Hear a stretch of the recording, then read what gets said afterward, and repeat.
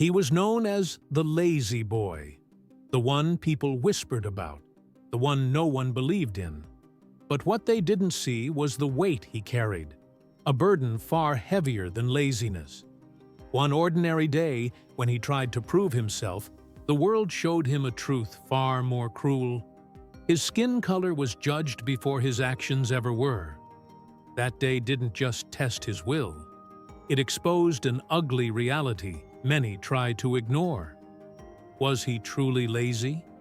Or was the world determined to keep him down? It was a quiet Saturday morning, the kind that felt almost ordinary. Marcus, though everyone in town called him the lazy boy, was out early, determined to prove them wrong. He slipped on his worn sneakers, grabbed a notebook, and stepped into the crisp air. On the surface, he looked like any other teenager, wandering down cracked sidewalks, humming softly to himself. But inside, he carried years of weight, judgments that clung to him like shadows. At school, teachers barely noticed when he raised his hand. Neighbors muttered that he'd never amount to anything. And when he walked into stores, eyes lingered just a little too long, as if expecting trouble. To them, his silence was laziness. To him, it was survival. That morning, he promised himself he would change their minds. He'd study harder, run faster, speak louder. He would no longer be invisible, or worse, misunderstood. But promises can only carry someone so far. As Marcus crossed the empty street toward the park, he felt something. An unease he couldn't name. A car slowed at the corner. A shadow shifted near the benches. He brushed it off, clutching his notebook tighter.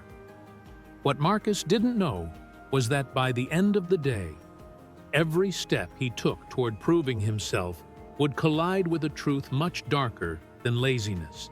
Marcus walked through the park, notebook tucked under his arm, head held higher than usual. He had promised himself today would be different. But promises couldn't shield him from the stares. A group of kids playing basketball stopped their game, their eyes following him until one muttered just loud enough, "Lazy boy." Laughter echoed behind him. He didn't look back. He told himself he was stronger than words. But it wasn't only kids. At the corner store, the clerk watched him as if his every step was suspicious. Marcus only wanted a bottle of water, but the eyes that trailed him burned hotter than the sun overhead.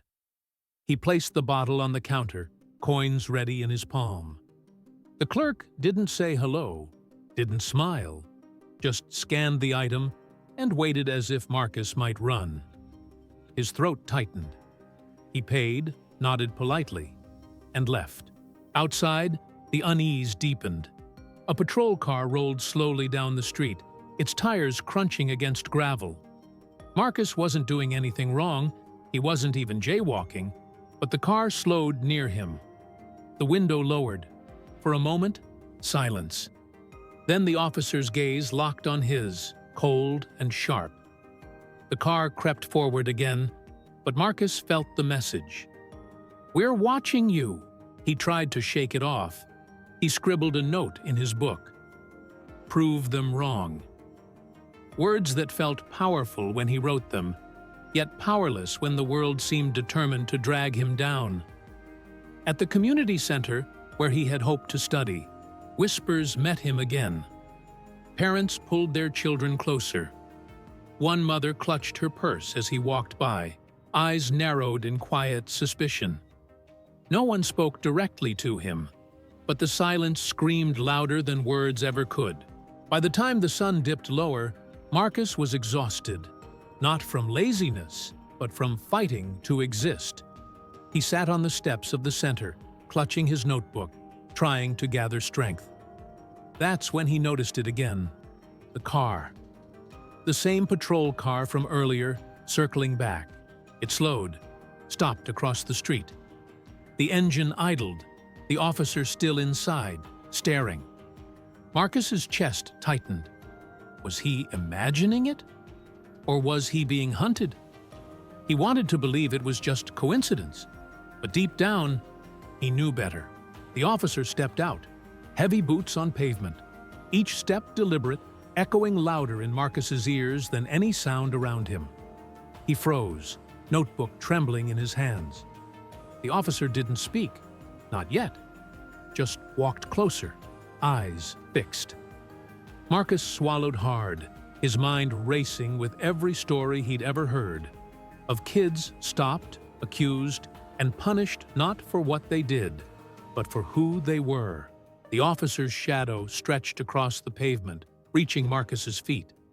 He braced himself, and then, finally, the words came. "You. Stand up." Marcus stood slowly, his notebook clutched against his chest as if it could shield him. The officer's eyes never left his face. "Empty your pockets," the voice commanded, sharp and absolute. Marcus hesitated. He had nothing but coins and a pen, but hesitation itself was dangerous. His hands trembled as he obeyed, placing the items on the step. "Why are you out here?" the officer pressed. It wasn't a question. It was an accusation. Marcus tried to answer, but his throat was dry. He whispered something about studying, about proving himself, but the words felt invisible, swallowed by the weight of suspicion. The officer stepped closer. His shadow towered over Marcus, his hand hovering near his belt. Every sound around them, the buzz of a streetlight, the bark of a distant dog, faded until only the pounding of Marcus's heart remained. He wasn't guilty of anything, yet he felt the crushing weight of guilt pressing down. A small crowd began to gather across the street. Some pulled out phones. Others just watched. Marcus could feel every pair of eyes on him, not as a boy with dreams, but as a target under a microscope. His body stiffened with fear. "On your knees," the officer ordered. Marcus froze. He had done nothing wrong. To kneel felt like surrender, not just of his body, but of his dignity, his very identity. His notebook slipped from his hands, pages fluttering open on the pavement, words scrawled across them. "Prove them wrong." And in that moment, Marcus realized the truth. No matter how hard he fought, the world had already written his story. The question was, would he let them? Marcus didn't end up in handcuffs that night. The officer eventually walked away, muttering something about watching him closely. But the damage had already been done.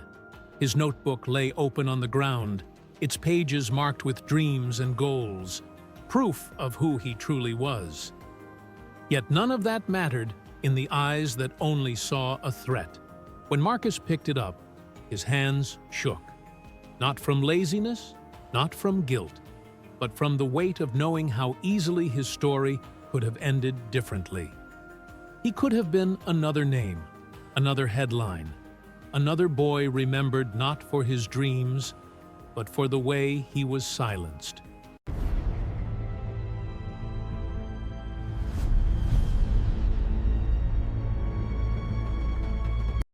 That night, sitting alone in his room, Marcus realized something that would never leave him. The fight to prove yourself is never fair when the world judges you before you even begin. His story wasn't just about him. It was about every young person whose worth is measured by stereotypes, every dream cut short by prejudice, every voice drowned out before it can speak. And so the question remains, not just for Marcus, but for all of us. How many more times will this story repeat? How many more lives must carry the burden of suspicion, humiliation, and fear before change finally takes root? Because the truth is, Marcus's struggle is bigger than one boy. It is the story of countless others,